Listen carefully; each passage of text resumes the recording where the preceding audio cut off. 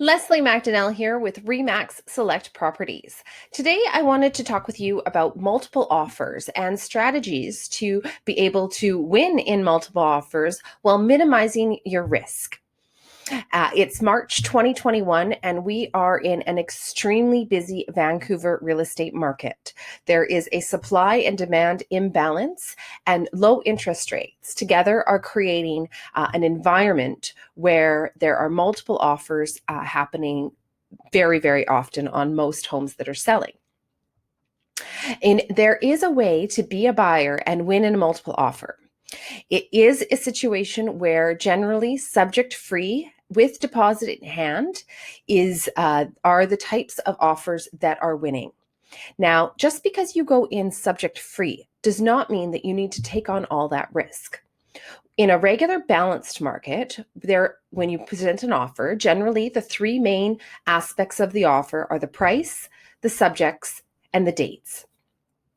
Now, the subjects in a multiple offer, subject free, it just means that you've done your due diligence in advance. So instead of waiting until you have your accepted offer and having your subject removal period, you're doing that work ahead of time.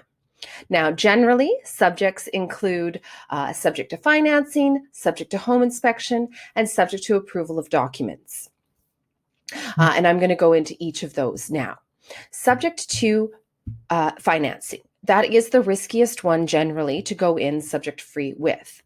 If you've got all the cash in the bank and you're able to not have to have a mortgage, congratulations. You've done something very well in your life to be able to afford Vancouver real estate without a mortgage. Most of the cases, there is a mortgage approval necessary. Now, before we've gone out in the car and even looked at the homes, you should have already been pre-approved with your mortgage brokers. So that means they've got your employment letters, they've got your T4s, and they have everything that they need to pre-approve you for your limits, and you know what you can afford. Then we go out and look at the home and you say, Leslie, I found it. I've got my perfect home. Let's go put an offer. And because of the environment that we're in, there's very likely a chance that what they've done is they've underlisted it a little bit on price to generate those multiple offers, and they're setting it for an offer date. So we know we have the target deadline when we need to get our due diligence done in preparation for the offer.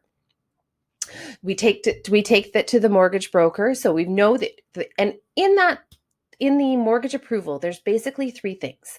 There's your approval, there's the building approval, and then there's the appraisal. So you've already got yourself pre-approved. We're good to go. Then there's the building. If it's a strata building, it's always a good idea to call either CMHC or Genworth, the mortgage insurance companies, and find out if they have red flagged the building. If they have red flagged the building, we're done. No need to bother anymore. Going in subject free on financing to a red flagged building is extremely risky, and I would not recommend it. If you have the cash to pay for it, that's a different story. If it hasn't been red flagged, then we move in the next process and try and figure out if the building will be approved or not. Some lenders, some mortgage brokers do have relationships with lenders that they can have a conversation with them and say, hey, I've got a client that wants to put an offer in on this place. Would you lend in this building? I'm going to give you an example. Recently, a client of mine put in an offer on a property that was a mid-1970s building. At the last AGM, they approved to do some work on the building. And the lender had said, okay, well, we understand, but we want to know, is this work being done because there's been a problem and it's reactive, or is it proactive? Is it a partial job? Is it a full job? What is the scope of the work? And yes, they approved it at the AGM. They approved this amount of money. Where is the quotes that show why they decided that was the number, and is it sufficient to get all the work done? Now, those quotes were not in the strata package that we had received from the seller's listing agent. And so I was able to call the property manager, explain the situation, and they were kind enough to share with me the quotes that they had to then give to the lender to give that lender confidence. And so now we'd satisfied the lender's requirements, and we're able to feel confident that the buyer was approved for the lending, the building was approved for the lending. Now the next part is the appraisal. The appraisal. So the bank wants to appraise the home and say, okay, yes, we agree with the price that you've gone in on for this property. As I mentioned before, there is a lot of strategies happening where people are underlisting the home and then creating the multiple offers and the bidding wars. What I like to do is when I see a home, if my client says to me, yes, I want to put an offer in, I'm going to go and do my own market analysis. I'm going to figure out what I think the value of the home is, and I'm going to use my intuition, my gut instinct, my experience, my realtor skills to figure out what I think the home is going to sell for. And then I'm going to have that conversation with my clients, with my buyers. And at the end of the day, I'm going to say, well, you need to decide what you're most comfortable with paying for this home. And I always recommend using the $5,000 rule. If somebody was going to pay $5,000 more for that home and you don't feel that you would want to pay that much, that's your limit. That's how you determine where you can go to purchase that home. And then what happens is what that price is, that now sets the market price for that property. It's whatever a buyer is willing to pay and whatever a seller is willing to accept. And if the appraisal, generally, we're seeing the appraisals are coming in at the purchase prices. However, sometimes in the past, I have known places where the appraisal hasn't come in at the right price. So what happens then? Let's say a house was on the market for $2 million. And the successful buyer in the bidding war ended up paying $2.5 million for the home. And then the appraisal came out and it said it's only worth $2.3 million. Where's that extra $200,000 coming from? Well, as a buyer, you have to have that cash to be able to pay for that. So you'll be able to get your mortgage for $2.3 million, and then you have to cover the difference from your own money. That is a risky thing to do. So understanding that and being aware of those risks and taking that, if you wanted to pay for the appraisal in advance, that is possible. And you can do a rush. They generally charge around $1,000-ish for an appraisal. So you would be risking that money, but you would have that peace of mind. So that's basically the financing section of it. When it comes to the home inspection part of the due diligence, you can still have a home inspection.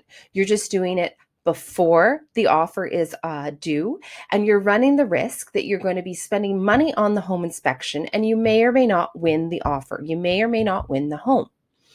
Home inspections are anywhere from about $650, depending on the size of the home. It can be up to $2,000 if it's a big detached house.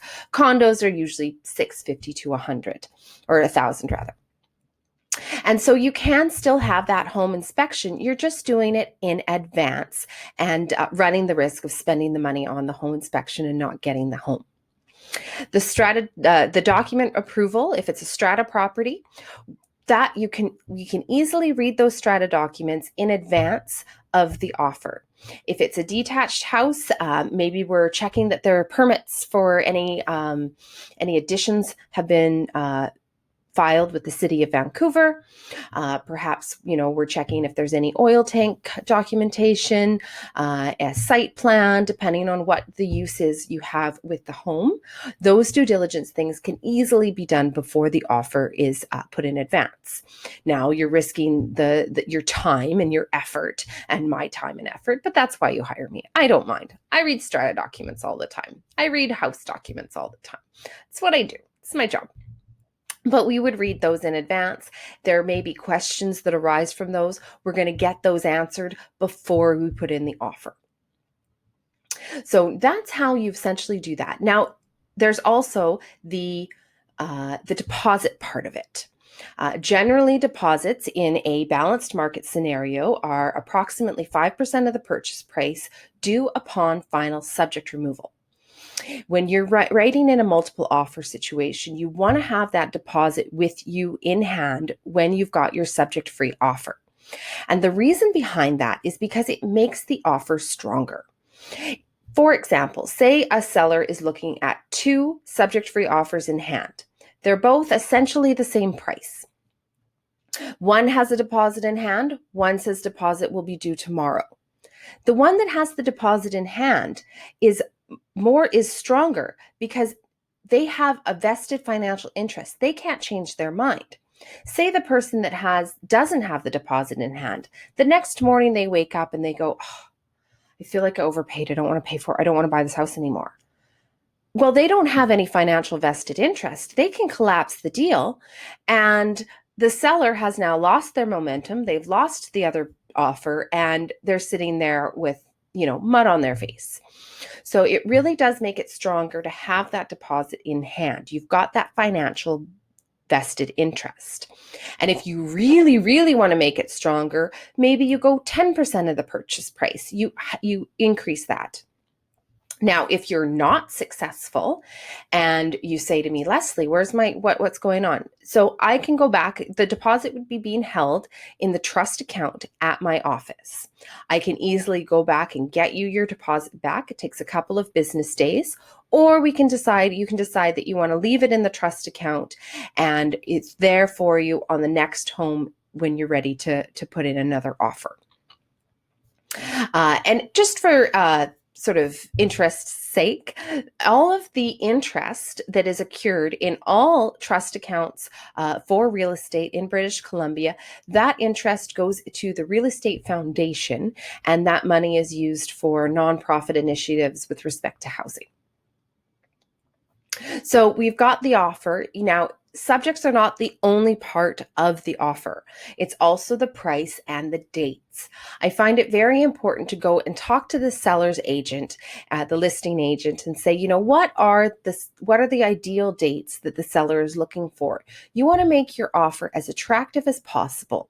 They have all the power in this situation. There's multiple people that are wanting that home, so making your offer as attractive to the seller as possible does help.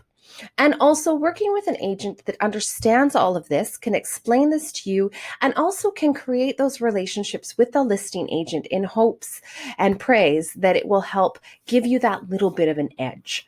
I know that I always do everything I possibly can to help the listing agent and give them confidence in working with me. The disclosure of seller's expected remuneration. That is a document that every single offer has to have it filled out. And generally it's the listing agent's responsibility. I'm finding I'm doing that for them. I'm going to fill out that form and submit it with my offer. It's just a tiny, small gesture that says, I'm here, I understand what you're going through, and I'm going to do my best to make your life easier, and hopes that you will choose my client's offer. Price is always the big one as well. I mentioned earlier how, I do the market analysis and try and determine. There is intuition that goes into that, but ultimately at the end of the day, as the buyer, it's your money, it's your life, it's your home, and you pay what you're comfortable paying.